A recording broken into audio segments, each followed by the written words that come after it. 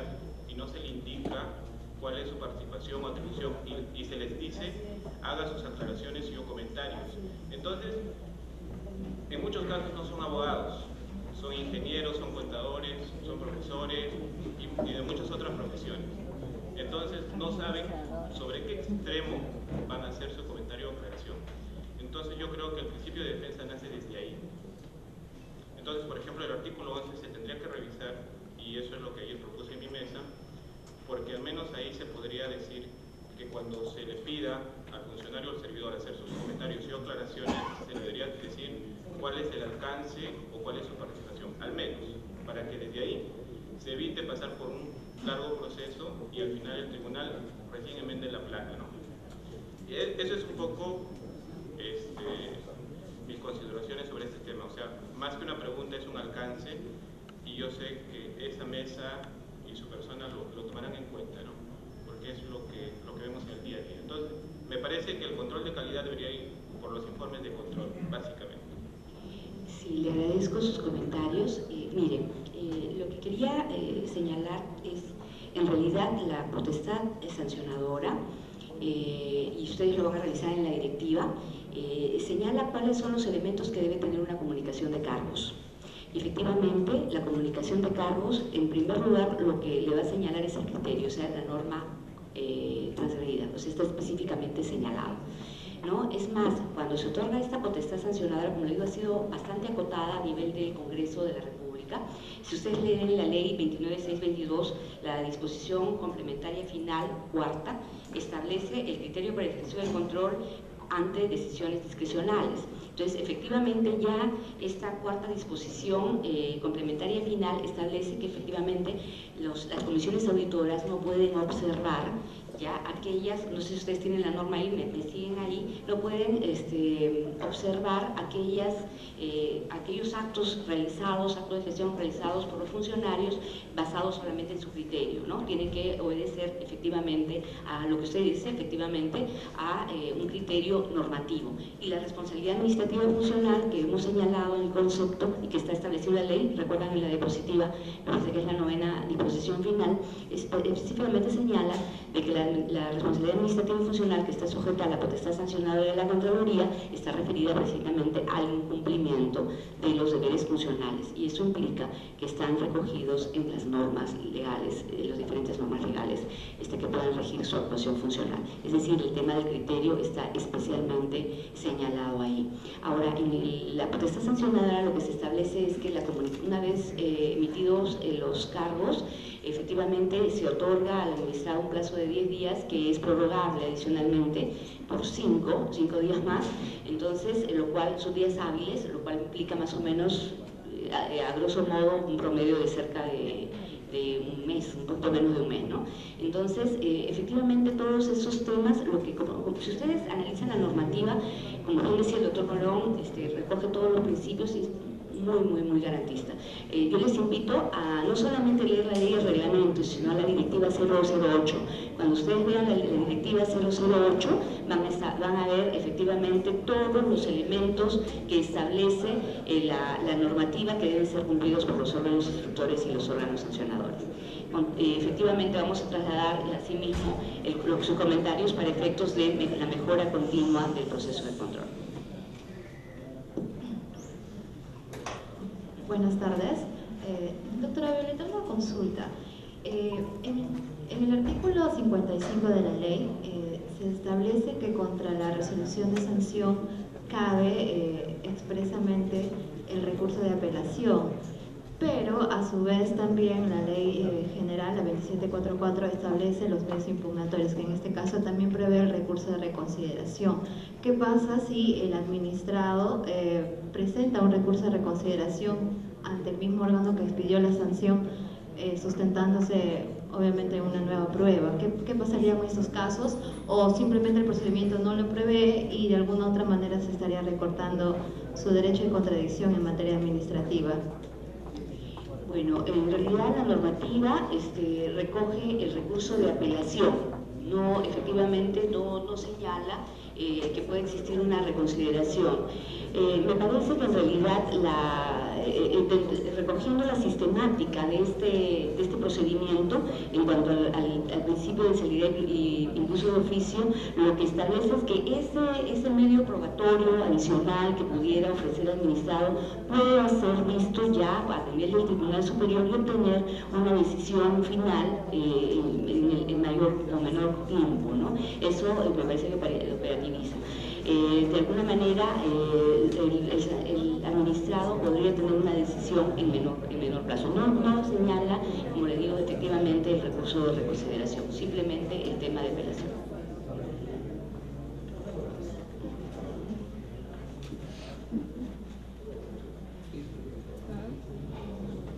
Doctora, bueno, considero que todos aquí están en contra de la impunidad, en contra de la corrupción. No creo que haya mente que en todo caso eso, vamos a decirlo así, acepte, por lo menos en un ápice de una orientación. Pero yo quería ir aquí a un hecho.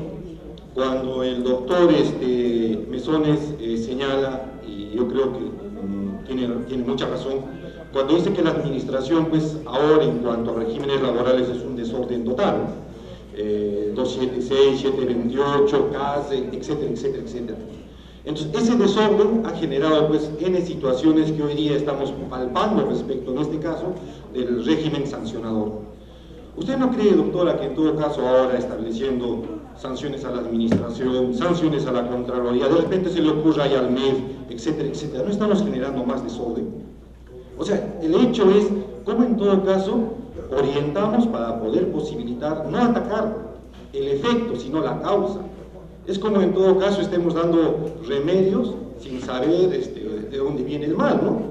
La situación en todo caso me parece que ahí generamos más confusión, más incertidumbre, más aún cuando el doctor dice quien llegue primero va a procesar o va a establecer el procedimiento sancionador. Entonces es una situación algo ilógica, contradictoria, que en lugar de solucionar estemos empeorando las cosas. Y de hecho, doctora, cuando se hablan los colegas sobre el procedimiento sancionador y cuando hablan sobre el informe que emiten, es cierto, ¿no? Los auditores son sabuesos. O sea, fácil es detectar errores o buscar defectos, pero muchas veces esos auditores son pues sabuesos rabiosos. Entonces, ¿qué ocurre? Que lamentablemente, cuando se orienta esta situación, sacan cualquier informe y, como lo han dicho, no son pues la mayor parte abogados. Entonces, a mí me parece que habría que reflexionar sobre este tema.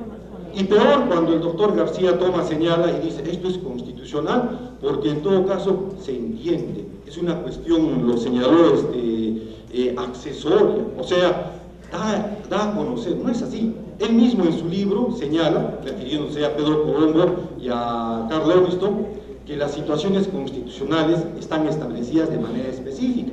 Entonces, ¿de dónde puede sacar una situación constitucional cuando el artículo 44, como usted mismo lo ha señalado, dice, supervisa la legalidad de la ejecución del presupuesto público, etcétera, etcétera, etcétera? Entonces, cuando nosotros construimos normas, en lugar de poder orientar posibilidades de solucionar los hechos empeorados, y cuando señala, es un instrumento normativo. Si es un instrumento normativo, como lo dice el artículo 38 y 51 de la Constitución, entonces la Constitución está por encima, ¿no es cierto? Entonces no podemos alegar en que hay que sobreentender, parece que dice. Yo creo que, no sé, de repente pues el 2011 alguien lo vio y dijo el artículo 42 y dijo, acá quiere decir también que en todo caso tenemos facultad sancionadora. En todo caso, mejor hubiese sido que la administración pública en su conjunto no sancione y solo se encargue a la Contraloría en su conjunto para imposibilitar pues incertidumbres, para imposibilitar esta situación de confusiones, etc. Porque en lugar de orientar, trae problemas. Y quiera sea o no, así sea la Contraloría o el servir, sigue siendo cuestión administrativa. Y cuando en todo caso, como lo dijo alguna colega, los precedentes se tienen que orientar, no podemos decir que uno es aparte y el otro es aparte, se aplica para una... Es lo mismo. O sea, no podemos hasta ahora seguir señalando que cada quien tiene una cuestión aparte, aquí es distinto, allá es otra cosa, no. Me parece que en todo caso lo que se trata acá es de establecer un solo sistema nacional del servicio civil, Y lo que hay que corregir es todos esos defectos, pues, de 276, 728, que al final lo ha generado el propio Estado a través de sus posibilidades de querer seguramente favorecer a alguien, que no es culpa de los que están acá. Y como dice también bueno, creo que no sé quién lo ha señalado, no siempre la administración pública ha sido bien comprendida, pero no desde su base, no desde su esencia de prestar el servicio, sino desde quienes en todo caso regulan todas estas normas para entender que en todo caso no se está orientando bien. Entonces a mí me parece que de repente habría que reflexionar en esto y posibilitar pues una adecuada orientación administrativa, etcétera, para poder posibilitar precisamente ese caos que hemos creado en la administración, esa disfunción que se ha generado en un mismo aparato. Al final parece la administración pública un Frankenstein, ¿no? Norma por acá, régimen por allá, sistema por... No, o sea, cada cosa que se genera, proceso sancionado por acá, proceso sancionado por allá, como si fuese esa la panacea o la salvación de la impunidad y de la misma situación de corrupción. Yo creo que en todo caso, me parece como reflexión, orientar eso, porque si es que lo analizamos constitucionalmente, no es constitucional. Entonces hay que posibilitar eso. Gracias. Le agradezco su comentario, ¿no? Y definitivamente es su interpretación, y lógicamente como su interpretación es respetable, ¿no? Efectivamente, gran parte de los argumentos que usted ha expuesto fueron también ampliamente debatidos al momento de, efectivamente, de aprobarse a nivel del Congreso la potestad sancionadora. Efectivamente existió un gran debate, o sea, eso no ha sido una norma que haya salido, o sea, que no haya sido debatida ampliamente, fue sometida a todas las instituciones de gobierno, a las entidades también académicas, a los universidades, perdón, en general, o sea, ha sido un espacio de reflexión muy grande, ¿no? Yo entiendo su interpretación, efectivamente, hubo una corriente también que señaló lo mismo, el propio doctor Manuel Mesones señaló que en su momento también se opuso al tema, señaló algunas observaciones, pero luego formó parte del grupo de trabajo con relación a ese tema.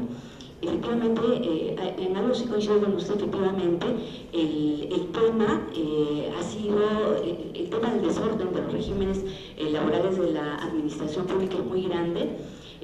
Efectivamente, la idea debería ser ir a un solo régimen de servicio civil, etcétera, pero a la vista de las circunstancias que hay en el Estado peruano, miren el gran debate que se dio a partir de la ley la última, que efectivamente no ha solucionado mayormente el tema de los regímenes estatales. Realmente todavía, aparentemente, nuestra sociedad y en la gran cantidad de trabajadores del Estado todavía no están preparados para un régimen que unifique tanto la carrera administrativa, la carrera laboral del funcionario y servidor público. Entonces, coincido que sí, que la idea debería ser la unificación de los regímenes laborales, de repente también en su momento posiblemente se dé ese tema de unificación. Sin embargo, en este momento hay algo que hacer, ¿no? Hay un desafío por darse. Efectivamente, la decisión del Estado ha sido apostar por la potestad sancionada de la Contraloría. Esperemos, efectivamente, y es la voluntad y el real reto que tiene la Contraloría General de la República de ejercerla de acuerdo a todos los principios que orientan la Constitución y el Estado, ¿no? La propia carrera administrativa. Ese es realmente el desafío y el compromiso de la Contraloría General. Bien, muchísimas gracias a la doctora María Violeta Santín Alfajeme por su participación en la presente convención, y a continuación el doctor Hugo Ramiro Gómez Zapac tratará el tema el control gubernamental de las acciones discrecionales.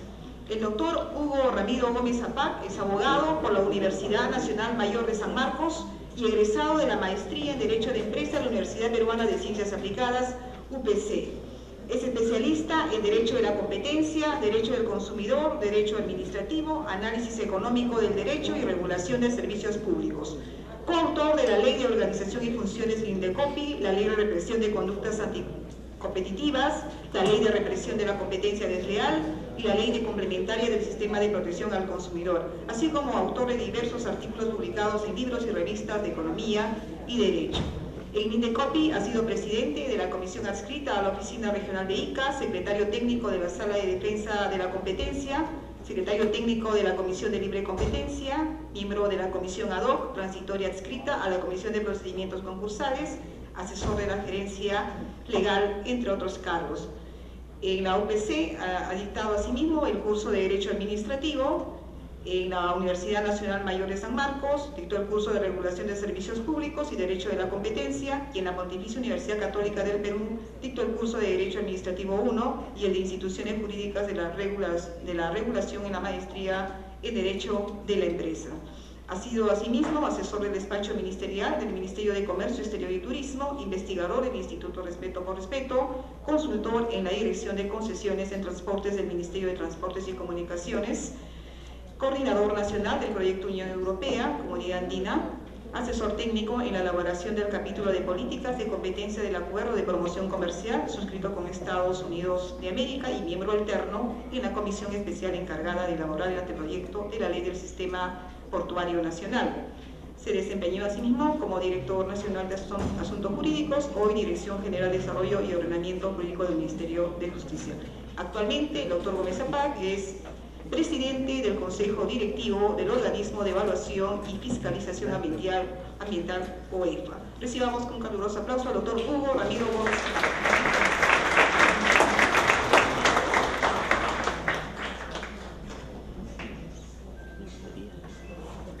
Buenas tardes a todos ustedes. Agradezco al Ministerio de Justicia, de su Dirección General de Desarrollo y Ordenamiento Jurídico, por darme la oportunidad de estar aquí, y en verdad se lo agradezco mucho, especialmente porque sé que hay funcionarios de la Contraloría. Doctora Santín, la clave de todo está en lo siguiente, no la puedo ver directamente. Las normas no hay que interpretarlas literalmente. Si la Contraloría y los órganos de control institucional hacen eso, van a ayudar mucho a la administración pública. No se interpretan literalmente. Hay que buscar qué es lo que quiere la norma, la ratio legis de la norma. Voy a hablar de la exclusionalidad, pero a la luz de lo que han estado mencionando, quiero darles solo un ejemplo. Yo alguna vez he estado en comisiones especiales, permanentes de procesos disciplinarios. Y me acuerdo de un caso. Un expresidente de una entidad pública tenía casi todo su personal bajo servicios no personales. Esta entidad luego se fusiona y de ahí se derivan algunas acciones de control. Pero el tema es el siguiente. El presidente ejecutivo, presidente del consejo directivo de esta entidad, como les digo, tenía todo su personal bajo el sistema de servicios no personales y posiblemente hoy hubieran sido CAS. Le llegaban becas del extranjero. ¿Y qué hizo este señor con su gerencia? Dijo, pues sí, vendía las becas y mandó al personal a que disfruten de estas becas y que se capaciten. Años después, el órgano de control institucional formuló una observación, porque dijo, ¿cuál es tu base legal para hacer esto? Este tema de las capacitaciones es para el régimen de la carrera administrativa. Tu personal no era del régimen de la carrera administrativa. Por lo tanto, infracción presunta responsabilidad administrativa funcional y al definde. Eso nos llegó, doctora, y lo que hicimos en la comisión no fue sancionar, felicitamos a ese presidente del Consejo Directivo por haber hecho eso. Y eso fue lo que hicimos. La pregunta fue, ¿qué quería que se hiciera?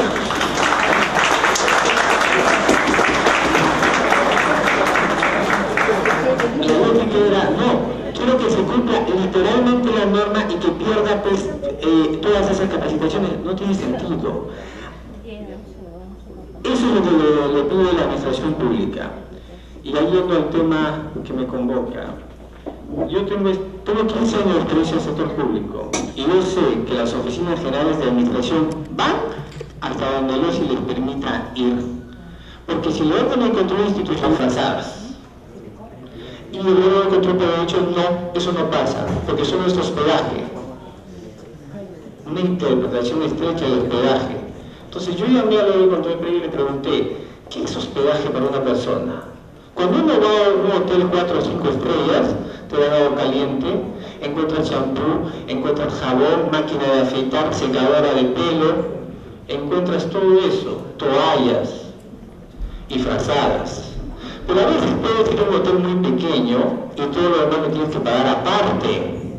Entonces le dije, todo eso es hospedaje, entiéndalo, porque la lógica es, no quiero que ese trabajador al momento de hacer una comisión de servicio ponga dinero en su bolsillo.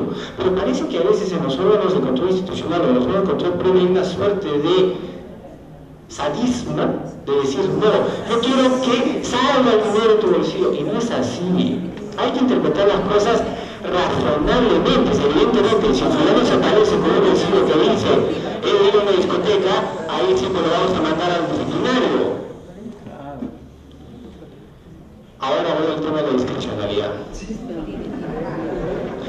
No puedo evitarlo, doctora Santín, disculpen, pero tengo por años, ¿verdad?, muchas cosas de decirle a la Contraloría.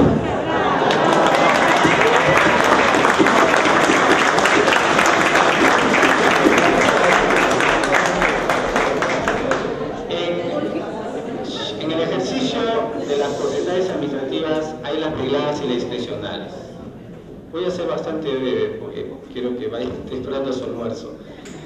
Entre las regladas, evidentemente el tema es bastante sencillo y es un caso en el cual la norma jurídica ya ha señalado en el supuesto de hecho qué es lo que tiene que verificar la autoridad y simplemente aplica la consecuencia jurídica. Entonces, en una potestad reglada, ustedes recuerdan la definición de norma jurídica, supuesto de hecho deber ser consecuencia jurídica. El supuesto de hecho está escrito. ¿Qué es lo que tiene que hacer la autoridad? Simplemente verificar lo que está en el supuesto de hecho. Si se da eso, consecuencia jurídica. Entonces, si una persona solicita licencia de funcionamiento y se dan las condiciones para dictar la licencia de funcionamiento, no es discrecional si se lo otorga o no, sino que corresponde otorgárselo. Eso es reglado. Lo mismo que cuando se impone una infracción, una sanción. Verifico el supuesto de hecho, cometió o no la infracción, consecuencia jurídica. Sin embargo, hay ámbitos de discrecionalidad, ¿ya? Y son a veces inevitables. Hay autoridades que no les gusta ejercer discrecionalidad, porque prefieren que la norma les diga lo que tienen que hacer. Lamentablemente, si tuviéramos la posibilidad de que todas las normas dijeran todo lo que tiene que ser la administración pública, tendríamos millones de reglamentos con millones de artículos. ¿Qué es la discrecionalidad? Roberto Dromi dice, ¿no?, una libertad más o menos limitada de apreciación del interés público. Agustín Gordillo, hay discrecionalidad cuando la norma jurídica le ha otorgado a la autoridad administrativa la libertad de elegir entre un curso u otro de acción. Puedo elegir A, puedo elegir B, puedo elegir C. García Enterría, la estimación subjetiva de la administración para la aplicación de una consecuencia jurídica. ¿Por qué? Porque en el supuesto de hecho no hay nada. Lo único que tiene que ser la consecuencia jurídica. Y es la autoridad administrativa la que tiene que valorar y saber qué curso de acción va a seguir, porque en el supuesto de hecho no hay nada, está vacío. Lo que existe es la consecuencia jurídica. Es la administración la que tiene que decidir. Miguel Sánchez Morón, la discrecionalidad debe ser utilizada para la adopción de iniciativas de gestión. La discrecionalidad administrativa atañe a los elementos de oportunidad y a las valoraciones técnicas que concurren en una gran parte de las actuaciones de la administración y que no son reductibles a un proceso lógico de interpretación y aplicación de las normas. Hay ámbitos de discrecionalidad, como en la gestión, donde la autoridad administrativa tiene que determinar qué es lo más correcto. Y precisamente lo que vengo a hablar con ustedes es cómo es el control gubernamental sobre esto, sobre la discrecionalidad. Algunos ejemplos de discrecionalidad, la de gestión y planificación. Por ejemplo, ¿qué es reglado? Resolver los expedientes dentro del plazo. Eso es reglado. ¿Qué es discrecional? Por ejemplo, el resolver antes del plazo. Yo puedo ponerme como meta de gestión, decir, imagínense que el plazo es de 30 días hábiles. Es reglado que tengo que resolver el expediente antes de 30 días hábiles. Pero puedo ponerme como meta de gestión resolverlo a los 28 días o a los 26 días. Es decir, en promedio quiero este año ser más célere y veo los recursos que tengo disponibles y considero que puedo resolverlos en 26 días hábiles. Y así se pone la meta. En el plan operativo institucional se pone como un indicador y aparece eso. ¿Qué ocurre si no cumple sus 26 días planificados, sino 28 días? ¿Hay responsabilidad administrativa funcional? No. Es gestión. Responsabilidad habría si se pasa, pero no si falló de 25 a 28. Y es más, y algo muy importante que no es materia de esta presentación, pero creo que vale la pena mencionarlo: si se pasa, siempre queda culpabilidad, porque la responsabilidad administrativa funcional, doctora, es subjetiva y no puede sancionarse al funcionario si no se demuestra dolo culpa. ¿Por qué razón? Este es un ejemplo que puse en el Consejo Nacional de la Magistratura. Una persona tiene 5 asistentes y tiene que tramitar 30 expedientes mensuales. Ese es un escenario. Ahora piensen a esta persona que tiene 2 asistentes y que tiene que tramitar 1000 expedientes al mes. Esta persona tiene 2 asistentes y tiene 1000 expedientes. Revisa y se da cuenta que con esos dos asistentes y ella no van a poder resolver a tiempo. Así trabajen 12 o 13 horas diarias, no van a lograrlo. Bueno, hacen su mayor esfuerzo, trabajan 14 horas diarias y envían memos a sus jefes diciéndoles: por si acaso, tengo 1000 expedientes, solo me han dado 2 personas, solicito que me den más apoyo. Avisa. A las 2 semanas otro memorando y le dice a sus jefes: como les avisé, tengo problemas de personal y además les aviso que hay algunos expedientes que van a resolverse fuera de plazo, o si son sancionadores algunos van a prescribir. Avisa. Pasa el mes y en efecto trabajó 14 horas diariamente, sus jefes nunca le dieron más personal y hay expedientes que se resolvieron fuera de plazo. ¿Hay responsabilidad administrativa funcional? No la hay, porque hizo sus mayores esfuerzos, fue diligente y pese a ello se pasó. Entonces lo que no puede ocurrir es que venga un modo de control institucional y diga como un autómata: fuera de plazo, responsabilidad administrativa. No es así, porque tiene que ir a indagar la culpabilidad, el elemento subjetivo, ¿fue diligente o no? Porque uno puede ser muy diligente, pero sabemos muy bien que hay escasez de recursos, a veces que hay una carga procesal extrema y hay que superar eso. Culpabilidad, y las oficinas generales de administración están para también asesorar al órgano de control institucional y decirle eso. La responsabilidad administrativa es subjetiva y tiene que hallar el elemento de culpabilidad. Si no la hay, no tienen por qué imputar ninguna responsabilidad, y espero que la Contraloría General de la República en primera y segunda instancia apliquen el principio de culpabilidad reconocido por el Tribunal Constitucional para todas las manifestaciones de la potestad sancionadora y punitiva del Estado. Discrecionalidad hay para emitir reglamentos, discrecionalidad hay inclusive cuando se tramitan expedientes, por ejemplo, sancionadores, y me voy a centrar en esto porque voy a tratarles algunos casos. Se tramitan procedimientos sancionadores, no estos, sino otros, ¿no? Por ejemplo, en temas de consumidor, en temas de competencia, en temas de regulación, en temas ambientales, tributarios, de trabajo, etc., procedimientos sancionadores. Cuando se tramitan los procedimientos sancionadores, la autoridad de instrucción o la decisión, dependiendo de quién lo haga, tiene que valorar medios probatorios. La pregunta es: ¿hay una sola forma de valorar los medios probatorios? ¿Hay un único resultado en la valoración de medios probatorios? Si lo fuera, no necesitaríamos abogados ni personas que hicieran la valoración de medios probatorios. Posiblemente una computadora metiendo algunos datos se encargaría de los procedimientos sancionadores. Lo cierto es que 2 personas a veces no valoran de la misma manera los medios probatorios. Y tan es cierto esto, que es por eso que los administrados, cuando discrepan de la valoración de los medios probatorios y a veces hasta de la aplicación del derecho efectuada por la primera instancia, apelan. ¿Y qué hace la segunda instancia? A veces tiene un proceder diferente, pues revoca la decisión de primera instancia. Dice la segunda instancia: yo a esos mismos medios probatorios lo valoro de otra manera. Esa misma interpretación de la norma la hago de otra manera. Porque puede ocurrir, puede ser que la primera instancia hace una interpretación literal y sistemática, pero los otros hacen una interpretación histórica y arriba no resulta diferente. ¿Puede ocurrir eso? Sí. Si eso puede ocurrir, entonces la pregunta es: ¿qué tan reglado es el aspecto de la valoración de los medios probatorios? La tesis que tengo es que es discrecional, la discrecionalidad técnica.